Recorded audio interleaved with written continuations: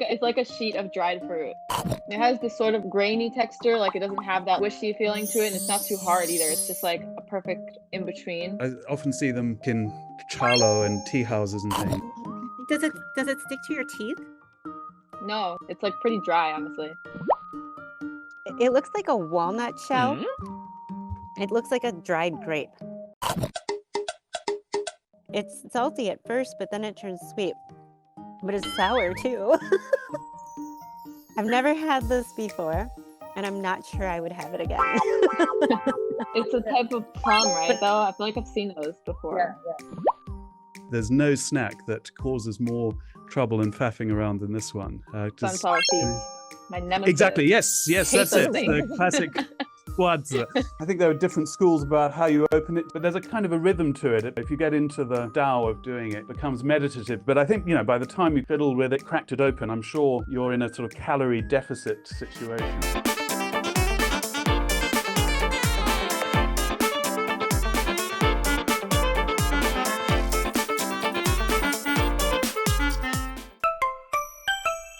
But I love Chinese healthy snacks. So my favorite one is probably freeze-dried vegetables, especially freeze-dried okra, because it really does have like the flavor and texture of one of those like unhealthy, like crispy snacks, but it genuinely is healthy and it tastes good. So I think there's a really good selection of healthy snacks here. And I'm all about that. I love those. Say that my favorite snack in China are the peanuts, the spicy peanuts with the dried chili peppers and the Sichuan peppercorns, because I love that those peppercorns make your lips and your tongue numb. Yeah. Oh. And sometimes, like I go to a store and they don't have them, and I'll walk like 3 kilometers to the next store to try to find them because I'm obsessed with them. Especially if I'm going out of town, they're the perfect snack to take with you. I really love chou tofu, so stinky tofu. I love all of those kind of Oh no. fermented things. There's this type of dried fruit that I really like tiny dried oranges, and they have like this white powder on the outside. And last time I went back to the US, my mother requested 3 bags of them, like next time I go to the US, I want to bring more of those things and share them around because they're just really darn good. And I've never seen them in the US or in any other country. They're really addicting. I was just gonna say, if I were gonna take anything home, I'd probably bring those spicy peanuts. I know they're not that interesting, but they're amazing. And I don't think anybody in my family has ever tried those little Sichuan peppercorns. Just for the fun of it, I probably would want to take this brand in Beijing of chou tofu called Wang Zhihe in a jar, just to see the expression. I can imagine more Westerners would like it than you might imagine. In the West, we do also have that taste for sort of slightly smelly food, certainly with people who love cheese and so on.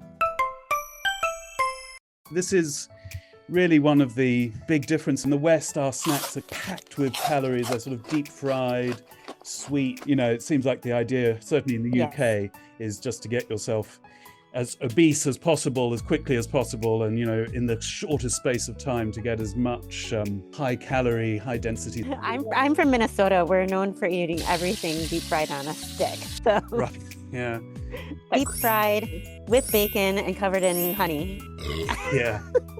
In China, I get the sense that snack foods are much more something that you enjoy because of the process of eating them. Everything in the West is about convenience, and nearly all types of nuts in the West come shelled. And I think it is because Chinese people do take flavor in some ways more seriously than Westerners. Definitely with something like a walnut, if it comes straight from the shell, the flavor is much, much fresher and richer. And also, I think there's a kind of a social element to it. I always associate guazi with people sort of sitting around together, squatting around together and sort of chatting and laughing. I think for me, the biggest difference in China, you find a lot of meat snacks in packs where people can eat chicken feet or any kind of meat really out of a bag.